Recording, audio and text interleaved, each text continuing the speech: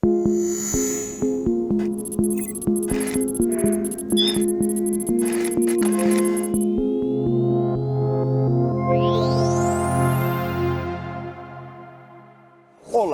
meu nome é Gilson Dias, eu sou nutricionista e gestor técnico de bovinos e leiteiros da empresa Grosseries Multimix. Hoje abordaremos alguns pontos relacionados à nutrição e manejo de ordenhas robotizadas. Então, basicamente, sistemas de produção atuais, eles têm uma demanda por informações rápidas, precisas e que contribuem para a melhor tomada de decisão nas fazendas.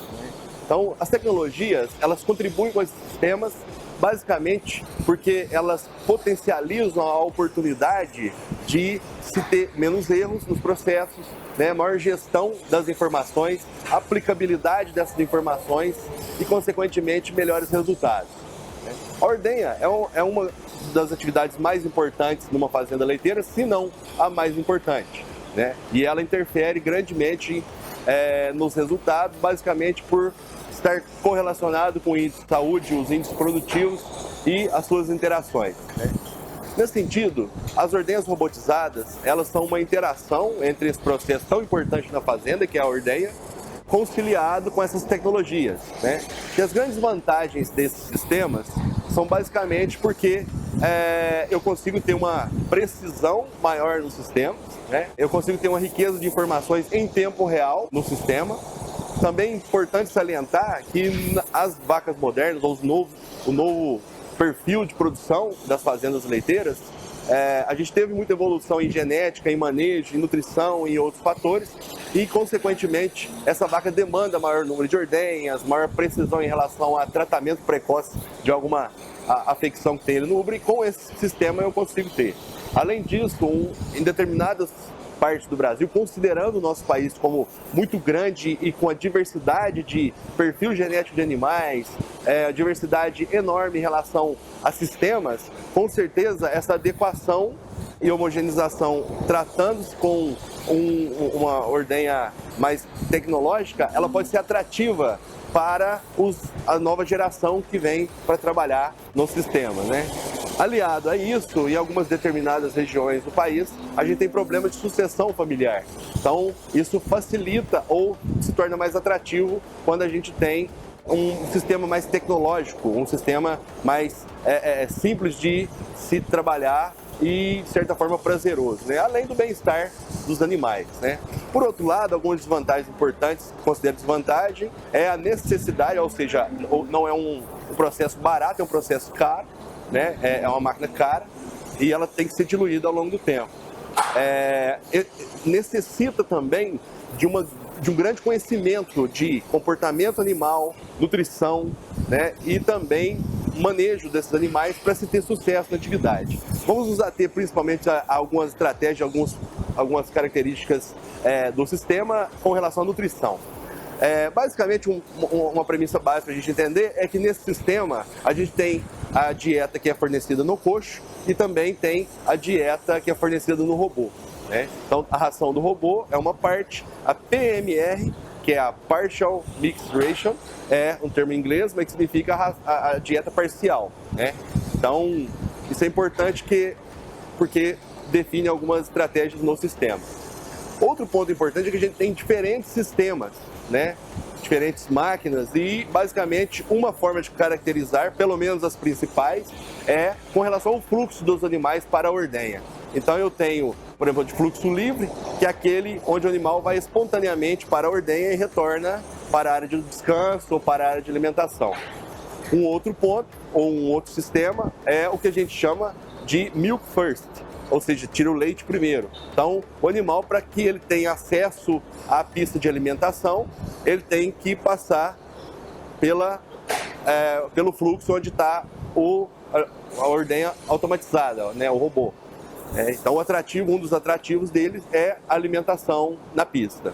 O outro sistema que a gente chama é de feed first, que é a alimentação primeiro, onde o animal normalmente ele está na pista de alimentação, e para ter acesso à área de descanso, ele tem que passar pela área de ordenha, né? Lógico que existem variantes, principalmente no Brasil, em que os projetos, às vezes, eles já estão em andamento, então o robô vem como adaptação, né? Então isso é muito importante da gente entender que o sistema eles têm variantes, ou seja, portões de alimentação, portões de separação, que fazem com que tenha variantes desses sistemas, né? São adaptações para atender a máxima eficiência dos animais, mas basicamente esses três. Importante lembrar que no fluxo livre, um dos grandes atrativos para o animal é a ração. Também, né, além de ser um atrativo para o animal, grande parte do concentrado é fornecido nesse robô. Então, o atrativo e a nutrição, ela é muito impactante quando a ordenha é de fluxo livre, né? A quantidade de concentrado no robô é alta, normalmente. Um ponto importante da gente considerar também é que, independente do sistema, a necessidade da vaca é sempre importante, é sempre prioridade. Então o que a gente tem que lembrar é que a gente formula a dieta, né, baseado no que a gente encontra no rebanho, ou seja, para cada rebanho existe uma situação em que tem uma exigência. O tamanho das vacas muda, o comportamento ingestivo das vacas muda, os ingredientes das dietas mudam, então os dias médios em lactação mudam, né? A gente tem proporções diferentes de novilhas e vacas, animais adultos. A gente tem sistemas que são iniciados com a ordenha robotizada, a gente tem sistemas que são adaptados. Consequentemente, a gente tem essa diversidade de sistemas e a gente tem que lembrar disso, né? Entretanto, a dieta é formulada baseada na foto que a gente tira do rebanho naquele momento e pensando para frente, né? Então, muito importante, primeiramente, a gente formular a dieta e depois entender qual seria a estratégia. Por isso que antes de se implantar o sistema, é importante entender qual é o melhor, né, que se adequa, entender como é que será a nutrição e, a partir disso, a gente fazer relações de custo-benefício, né, e saber se qual sistema é mais importante ou o melhor sistema a ser implantado, né? Então, as dietas, um cuidado com as dietas, pensando em nutrição específica de robô, é que as dietas elas devem ser sempre colocadas em horários contínuos fixos e também feita a manutenção da aproximação dessa comida para os animais, para garantir que a todo momento que os animais forem no coxo, ele tenha disponibilidade de alimento. Isso é importante porque a gente, quando implanta a ordenha robotizada, a gente cria uma rotina na fazenda. Qualquer coisa que possa quebrar essa rotina, ela é desfavorável para o sistema, né? A qualidade das forragens, a gente sabe que é sempre importante, mas é exorbitantemente importante no sistema robotizado e principalmente quando o sistema por exemplo, o Milk First, ou seja, onde a dieta da pista é o grande atrativo para o animal. Então a gente tem que garantir excelência em relação à qualidade de forragem, né? Forragem fresca, forragem de boa palatabilidade, de boa digestibilidade. Isso afeta não só o comportamento, mas o custo das fazendas, né? Um grande aspecto a ser considerado também, um assunto muito polêmico e assunto de temas recentes de pesquisa, é com relação ao concentrado, à ração que é utilizada, né, no robô. Então, alguns pontos são básicos, importantes e devem ser levados em consideração na formulação desse concentrado. A primeira é a palatabilidade desse alimento. Então, a composição do concentrado, ela tem que ser de alta palatabilidade, né? Então, todos aqueles elementos, por exemplo, ionófilos como monenzina, eles têm que ser colocados na pista, não na ração do robô, né? A parte mineral toda também e outros ingredientes que não têm alta palatabilidade, ela deve ser colocada na pista, né? Outro ponto importante é a composição. Então, tem que levar em consideração alimentos que facilitam a peletização, porque normalmente o alimento tem que ser peletizado para facilitar a dinâmica e funcionamento da máquina e evitar desperdício, mas também recolhimento pela vaca, né, em tempo hábil. Então, normalmente, esse pellet não são todos os alimentos que são fáceis de se ter pelletização. E também isso tem que ter custo, né? Porque não adianta nada um alimento ser muito bom se ele for muito caro, né? Então tem que ter custo, tem que ter qualidade, tem que ter fácil pelletização, né? E tem que ter boa disponibilidade, né? Outro ponto importante de ser considerado é que sistema, e tem que ser analisado isso, que é um grande decisor de lucratividade de fazendas, é o custo desse concentrado e a quantidade, né? Porque se o alimento ele for disponível de alta qualidade, entretanto o preço dele é muito caro, né, e eu coloco uma grande quantidade no robô, com certeza esse custo da dieta pode ficar muito alto, né? Existem sistemas que a gente tenta trabalhar com o máximo de dieta parcial próxima da total e adicionar no robô só aquela atratividade, aquela quantidade mínima, né? Isso une custo e viabilidade, né?